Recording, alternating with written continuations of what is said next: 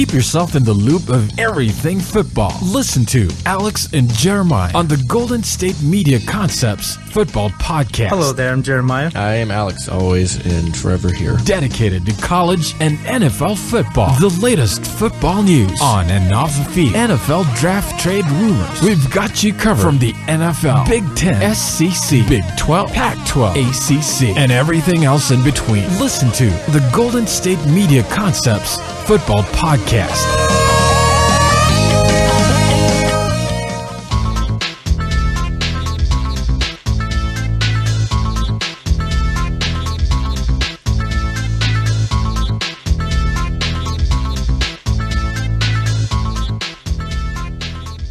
Thank you for tuning in to the Golden State Media Concepts Football Podcast, where we talk the latest news, rumors, and games of the NFL and college football. From the latest signings to this year's breakout star and all of the news in between, as always, I am Alex. And I'm Alex. That is literally what I did last episode. You can take that from me. I wanted to do it to you one time. All right. One time. But, all right, yes, I'm Alex. You couldn't be me. We're doing now I'm being you. You couldn't be me, Jeremiah. Okay. I'm kidding. I'm Jeremiah. You know what? It made me laugh at the end of the last show on Thursday. The before I said the flippity flip. Yeah. You're like, I can tell. Yeah, I was slouched down to the point where I could only really see Jeremiah's eyes, and I could see that he was just grinning from ear to ear, like he was just anticipating it. Did you say? Yeah, you said like, it was like Dragon Ball Z. Like they got all big, and you're like Goku from Dragon Ball Z going Super Saiyan. Yeah, like he was just sitting there going, and he's just waiting. Oh man! On that note, happy 4th of July to everybody out there. Yeah, happy 4th of July to you guys. We hope you guys are having a fun and safe 4th of July, and we have a special 4th of July episode for you guys. We're actually starting. What we're going to be doing leading up to the college football season start, we are going to be previewing the conferences starting today with the Pac-12. So I'll be previewing the Pac-12 North, and Jeremiah will be doing Pac-12 South. Just a little bit of recap of the record from last year, how they fared in the conference, as well as a little bit of a prediction for how we think they will do this upcoming year. So Jeremiah and I are going to rock, paper, scissors really quick, and we're going to see who goes first. Ready? Okay, 1, 2, 3, scissors. I had scissors. 1, 2, 3, scissors. I got it. Dang it, I had paper. Okay. All right. You guys, that was a first. You saw us play rock, paper, scissors. Well, you heard us play. You heard us play. I thought I'd give you a little bit. I thought I'd give them a little bit of insight on how we make decisions around here. It's just all rock, paper, scissors. It's all rock, paper, scissors. It's all rock, paper, scissors, and pulling straws. Yes, that's how we get things done here. All right. Yeah. Well, but they've been done very well. It's true. All right. All right, so we're going to start with the Pac-12 North because I won and Jeremiah sucks. So we're going to start with the Pac-12 North. For those of you who aren't as familiar with the Pac-12 North, just in terms of who is in that subdivision of the conference, it is Stanford, it is Oregon, it is Washington, it is Washington State, and it is Oregon State and Cal. So we're going to start pretty much, I have this in order of how I think it's going to pretty much shape up from 1 to 6 of those 6 teams in terms of how I think they will finish. It's pretty cut and dry. So I'm going to start with number 1, Stanford. Stanford finished number 3 overall in the AP and coaches poll last year. They finished 12-2 as a record, 8-1 within the Pac-12. They had to finish the season with a Rose Bowl win over Iowa, 41-22. The main question for them is who's going to be playing quarterback. Obviously, Kevin Hogan left. Andrew Luck, the days of Andrew Luck are far over, but they enjoyed quarterback stability for quite a few years there, from jumping from Luck to Kevin Hogan. So it'll be interesting. They have senior Ryan Burns coming onto the scene as well as junior Keller Christ. So that's going to be interesting to look at, as well as they lost 2 of their top targets in tight end Austin Hooper and Devon Cajuste. Cajuste. Great name. Yeah, it is. It's quite a good name. So it's going to be interesting to see how they how things shape out for them. I do have them looking at about an 11-1 prediction personally, 11-3 perhaps. I'm sorry, 11-3, not 11-1. 11-3. I think they take a little bit of a step back there at the quarterback position, but as long as you have, arguably the best running back in college football, I think you're in a good spot. As long as you have McCaffrey back there, I don't think there's much question as to how the offense is going to be run. So personally, I'm thinking about 11-3. I'm not going to really get into the Pac-12 record for them, but that's just my current idea. I'm going to move on to number 2, and this one was hard for me because I believe these two teams will be neck and neck, my 2 and 3, as they often are. I picked Washington to finish second, Washington Huskies. Currently, last season they had a 7-6 record, 4-5 in the Pac-12, so it was somewhat of an off year. But I think Jake Browning having 1 year under his belt there, returning. He started as a he started as a true freshman, 12 of 13 games last year. He played very well for a team that didn't have much going on. They did completely revamp their defense, which could have gone badly, but it actually went very well for them.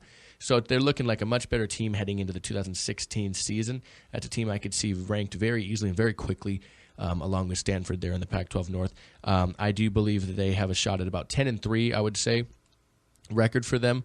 Really depending on, again, the college football rankings are so weird. You got to include bowl games and such, but around 10-2, 10-3, depending on how many games they finish off with.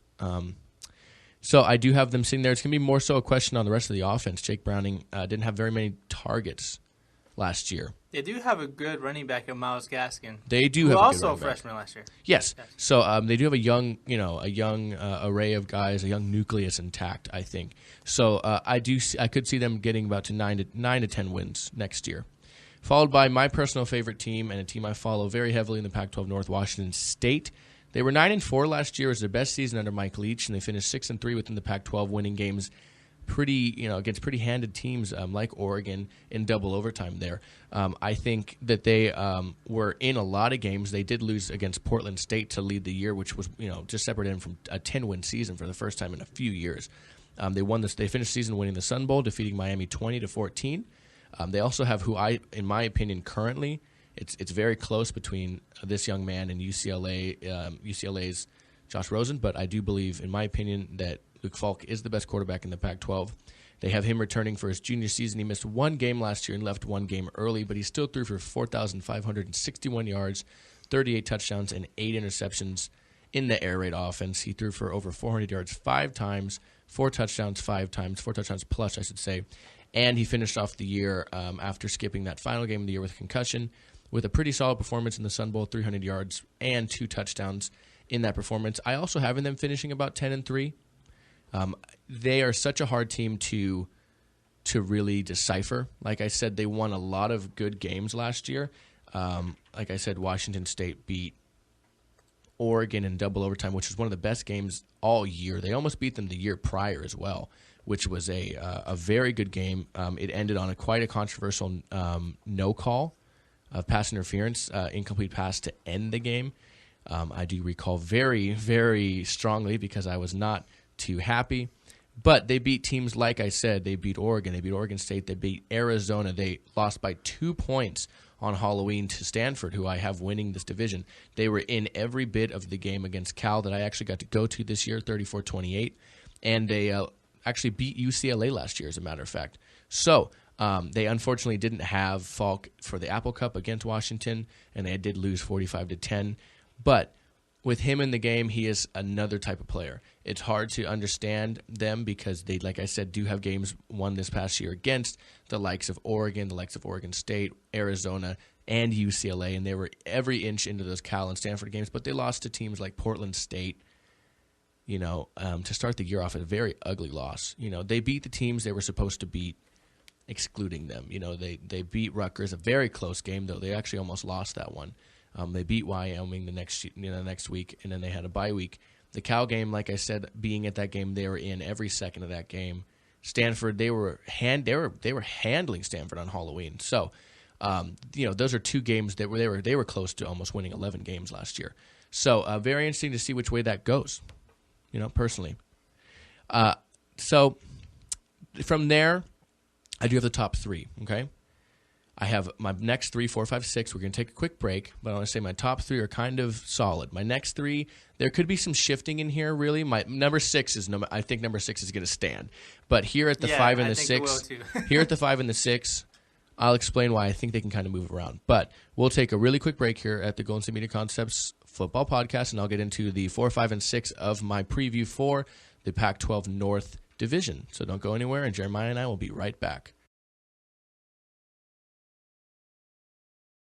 Tired of searching the vast jungle of podcasts? Now listen close and hear this out. There's a podcast network that covers just about everything that you've been searching. Hey! The Golden State Media Concepts Podcast Network is here. Nothing less than a podcast bliss with endless hours of podcast coverage. From news, sports, music, fashion, cooking, entertainment, fantasy, football, and so much more. So stop lurking around and go straight out to the Golden State Media Concepts Podcast Network. Guaranteed to fill that podcast itch. Whatever it may be. Visit us at www.gsmcpodcast.com. Follow us on Facebook and Twitter, and download us on iTunes, SoundCloud, and Google Play. All right, and welcome back here at the Golden State Media Concepts Football Podcast on our very special and, special edition, I should say, 4th of July episode. So we want to say thank you guys for joining us. We hope you're having a great 4th of July, and I'm going to finish my Pac-12 North predictions here, okay? So we do have, like I said, a real quick recap. Stanford at number 1, Washington and Washington State. Very close, those two, okay? So that's how I have them finishing 1, 2, and 3. Actually, I agree with your top 3 right there. But yeah, Washington State for a while was in the running to win the Pac-12 honestly, North. Washington State, I think they're in for a heck of a year this year. Yeah, do you? They do have a tough schedule coming. I know. The whole Pac-12 North is tough this year. Well, if you look real quick, if you want to get into in depth, you do see Washington State will play Eastern Washington, and then they go to Boise State, and they play Idaho. Those are 3 games they can very much win and start the year off 3-0. 3-0. Yeah. Then they go on a pretty brutal stretch: Oregon, Stanford, and UCLA. All division Pac-12 games for them. As a matter of fact, 2 Pac-12 North games and 1 West game against UCLA. But again, games they were all in. As a matter of fact, 2 of those 3 games they won last year. So it's going to be tough, but I'm not saying they can't come away with it. Then they go Arizona State, Oregon State, and Arizona to finish off pretty much finish October and open up in November. Then finishing the year with 4 games if they make to the Pac-12 Championship, but 3 games against Cal, Colorado, and as always, they end the year against Washington. I think that's going to be a good matchup between Washington and Washington State. Yeah, man. Washington's also going to – I think they're going to be kind of a breakout team this year. Yeah, that's why I had to give it to them. I had to give them the head. So I think that you never know. I think the North Tower could come down to that game. Yeah, I do too. Yeah, it could. Give the rest of your list. Yeah, we unfortunately, as lovely as our show is and as fun as this actually is today, we have schedules here at the Golden State Media Concepts Podcast Network, and there is another podcast after us. So we will try to be quick here, and Jeremiah will obviously give us his great rundown of the Pac-12 South. So I'll finish mine here. It's not as much in-depth analysis for these next ones. I have number 4. I have Oregon, who had a weirdly off year, but at the same time not off. They finished 9-4 overall and 7-2 in the Pac-12, losing to Washington State, as I said, is one of those losses. But they won 6 of the last 7 games. Yeah, and I'm actually looking forward to a Montana State transfer, Dakota Cooper. Okay. Yeah, because I've covered the Big Sky last year, and I'm covering Sacramento State, and I'm telling you right now, this kid was a stud for Montana State Bobcats last year, and he's slated to take over for Vernon Adams. Yeah, and Vernon Adams, who many didn't know, was actually an Eastern Washington. Yeah, another Big Sky guy. Yeah. So transferred from the same place. Yeah, that's pretty interesting to see. I think they'll see now. The number 4 spot for them is very up in the air. It depends on how this kid does play. I think they can be. I mean, they played well with Vernon Adams last year, so I think, and they were in a lot of games he wasn't even playing. So. It is interesting to see what exactly might go on with that. I have them tentatively at 4. They can do better than that. They can do much worse than that. It really depends on what they get out of the quarterback play. Not only that, they also have Royce Freeman, who I think is a sleeper for Heisman this year too. Okay, so, yeah, the running back. Yeah, running back, yeah. Interesting to look at. Okay, so number 5, and this is actually a pretty heavy blow to a lot of teams that, Cal, they were a great team last year, but I did mention to you, Cal, of course, is my pick, number 5. I did mention to you, for a team that had the number 1 overall draft choice in Jared Goff, they did not have a great year. No, they did not at all. They finished 8-5. All 5 of those losses, they were 4-5 in the Pac-12. Like I said, almost lost against Washington State. They won the Armed Forces Bowl to end the year 55-36, but they did lose Jared Goff, and that is a hard guy to replace. They have a lot of guys looking to maybe be the one to answer the call.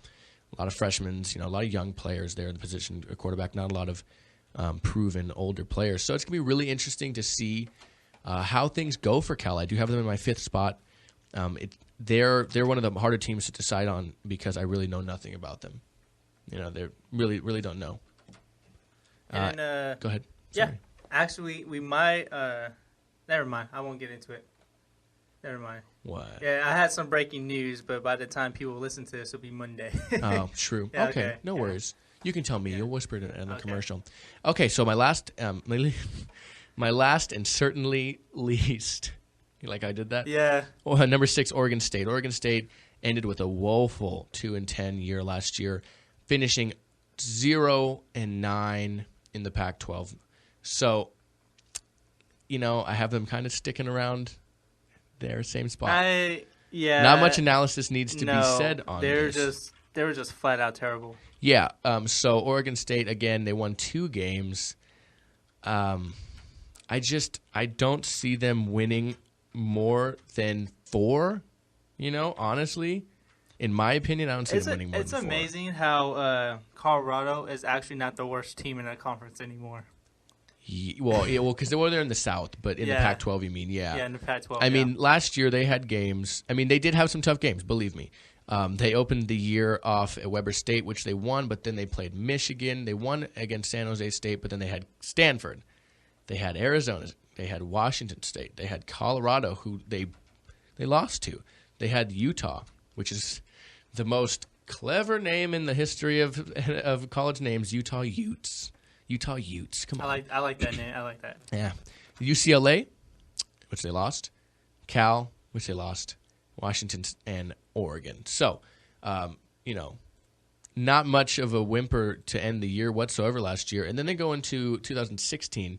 They do open against Minnesota, and then they have Idaho, but then they go on a run against Boise State, Colorado, Cal, the Utes, Washington, and Washington State, and they end off with a brutal stretch of Stanford, UCLA, Arizona, and Oregon. Away, and then finish 2 games at home. I could see them winning 2 games again this year. I could see them beating Idaho State, and I could see them maybe getting away with Colorado State. I don't know about Minnesota. Minnesota plays some good they play some pretty good tough. games. Yeah, they play pretty tough. So that ends my list on Pac-12 North teams. All right. We're going to take one more quick break so Jeremiah and I can communicate real quick on this breaking news and how we want to approach the last show, just making sure we have enough time for our fellow guests here. And we will be right back. Again, this is Jeremiah and Alex at the Golden State Media Concepts Football Podcast. We will be right back. Don't go anywhere unless you're doing cool 4th of July stuff. Then maybe pause it and come back when you're done. Anything like that. But just be safe. Don't Jason Pierre-Paul it. We'll be right back.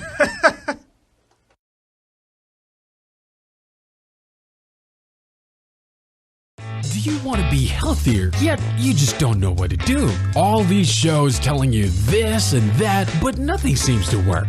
Well, listen close. Golden State Media Concepts has got something great for you. The Health and Wellness Podcast dedicated to workout trends, healthy eating habits, diet, and everything about healthy living. Join us in our banters as we help you not just live life to the fullest, but live it to the healthiest.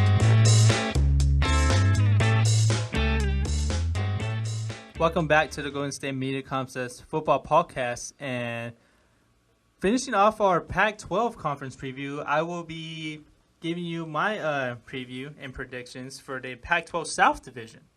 So, I have number 1 to finish first in the division. USC, actually. They finished 8-6 overall last year, 6-3 in the conference. But I think they have a really good 1-2 punch in the backfield. Juju Smith-Schuster. Yeah, he was a really I finally got that name right.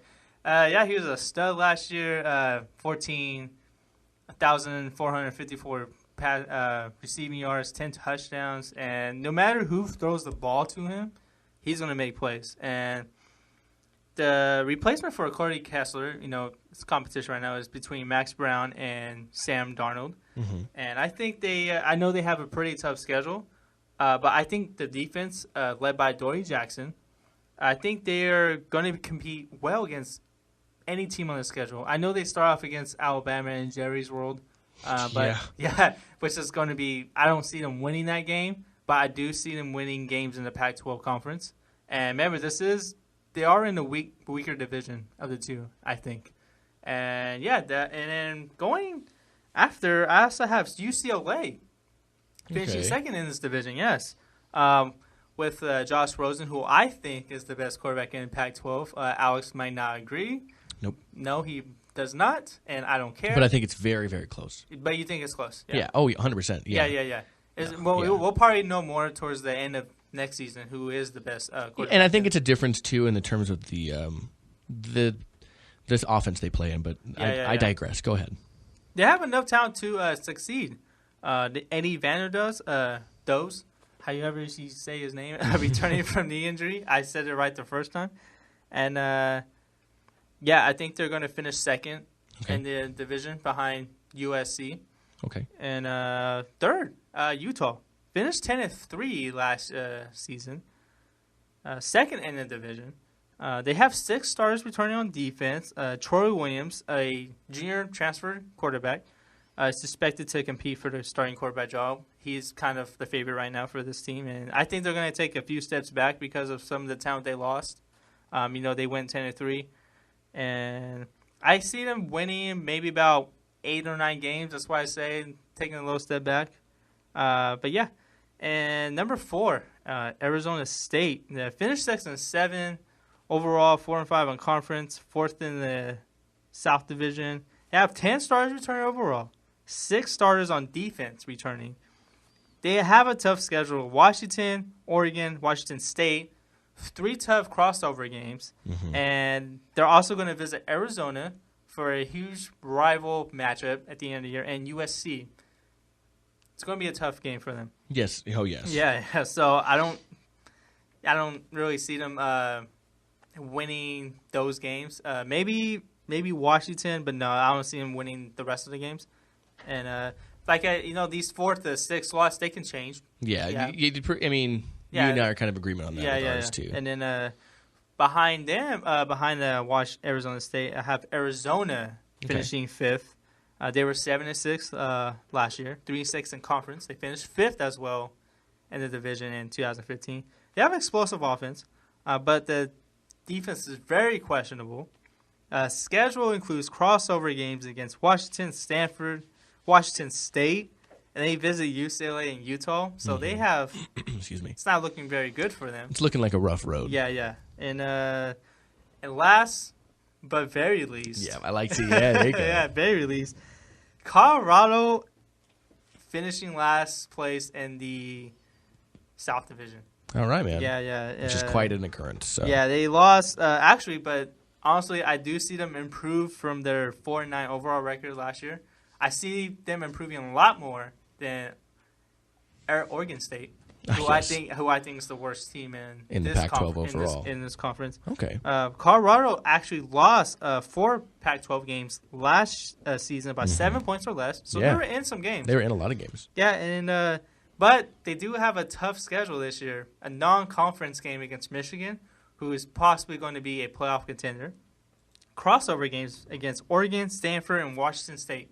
So those 4 games, it's pretty tough. That's going to be a tough run for him, man. Okay, but I agree with your list. All right, well, I know for your 4th of July listeners out there, we have some news that you might know, you might not know, you might know, but we're going to try to figure because we haven't had a show in time. We left our last show before we found out the numbers, and now this is our first show since, and we have the numbers. Yeah, we do. This is a we'll give it to you real quick. A little breaking news, semi-breaking. Yeah. But in the last episode, we gave you the breaking news of Andrew Luck signing an extension with the Indianapolis Colts. That's good to go through 2020, 21, I think. Yeah, and then, 2021. 2021 on a 5-year deal that it has totaled to $140 million. No, excuse me, $139 million. That's still a lot of money. That's a lot of money. $87 million in total guarantees, making him the richest player in the NFL right now. Man, and he deserves it. Yeah, we expected this. We expected this deal to happen. Like I said, it was supposed to be a blockbuster deal, and it is huge. It is pretty big, making him the highest paid. I mean, that's the definition of blockbuster. Right. Man, that was a great show. This was probably the best show we've done. I always say that. I always say that. Well, we hope you guys are having a good 4th of July. We hope you're being safe out there, whether you're traveling currently at your spot or leaving. Whatever it is you're doing, we hope you're being safe out there. As always, don't Jason Pierre-Paul it. Exactly. And I gotta say, we won't have a show for you guys, unfortunately, on Tuesday. Yeah, but we will have a show. We'll be back with 2, if not 3, Thursday. Yeah, Friday. No. Wednesday through Friday.